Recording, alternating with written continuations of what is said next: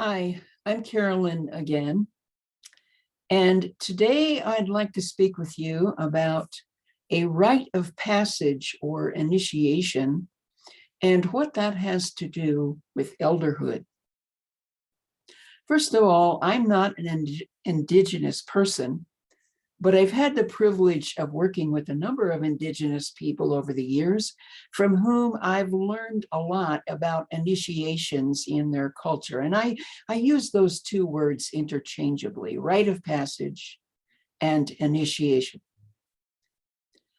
One of the things that I first want to emphasize is that a rite of passage looks very different in every culture. There's no cookie cutter initiation, although initiations tend to follow certain patterns.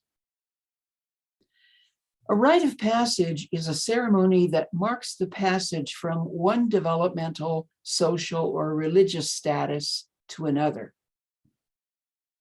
What's remarkable about the rite of passage is its nearly universal presence in vastly different cultures across the world and throughout history. In numerous ancient cultures, and still in some cultures around the world today, young people are prepared from birth to participate in a rite of passage near the age of puberty, which would mark their transition from childhood to adulthood. This usually involves a challenge, which may be physical, intellectual, emotional, or spiritual, and will require personal, emotional, and spiritual growth. To honor the personal transformation, the initiation is often followed by a celebration and welcoming home from the community. Very generally speaking, there are three aspects of the rite of passage. First of all is the vision of possibility. From birth and through childhood, a young person is prepared for his or her rite of passage. A key aspect of preparation is understanding why they need the rite, and also to understand how they will rise to the challenge of it and what it can help them accomplish in life and in the community. The second part is the ordeal, which is a set of physical or emotional challenges taking place somewhere in nature. And thirdly is the homecoming or celebration, which acknowledges and supports the young person's new place in the community. In thinking about our experiences in these times, you may note that rites of passages are part of many diverse cultures around the world, such as the quinceañera in Latin American cultures and the bar mitzvah or the bat mitzvah that takes place in Jewish tradition.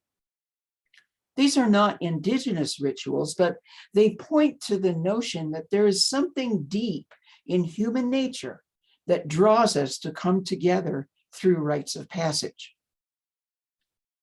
It could be argued that these rituals are residual fragments of formal rites of passages from cultures that no longer exist. More comprehensive procedures involved not only in celebration, but opportunities for the young person to engage in deep introspection and contemplation. The ceremony or initiation usually involved some type of challenge that not only required endurance and physical or emotional strength, but also compelled the young person to reach down inside themselves to discover a deeper identity. In other words, the challenge revealed to them that they are more than a mind or an ego, and that they are also a spiritual, transcendent being. At the core of the traditional community's worldview was a deep and intimate connection with nature.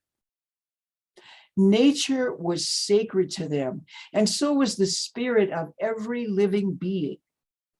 The community believed that if the young person did not have an initiatory, nature-based experience, they would have difficulty connecting with the sacred within themselves and in the world. Without experiencing that they are a sacred being, they would never really become a mature human being, and as a result, they would actually become toxic to the community. For this reason, the community was willing to risk the possibility that the young person might not even physically survive the ordeal. Usually they did survive, but sometimes they didn't. So in summary, the purpose of a rite of passage is to compel the initiate to psychologically and spiritually access a deeper part of themselves, some would say a sacred or divine core within, that contains not only the wisdom that they need to navigate the rite of passage, but that through the rite of passage will profoundly impact one's awareness and behavior going forward. The rite of passage is a transformational experience that alters one's experience of oneself and the world. It changes the initiate to the extent that he or she discovers a deeper, sacred layer of their humanity, and in doing so, realizes that they will never be quite the same as before the initiation. This experience also motivates the initiate to action or significantly alters actions that they're already taking. Two groups of people are required for the rite of passage: the initiate and the elder.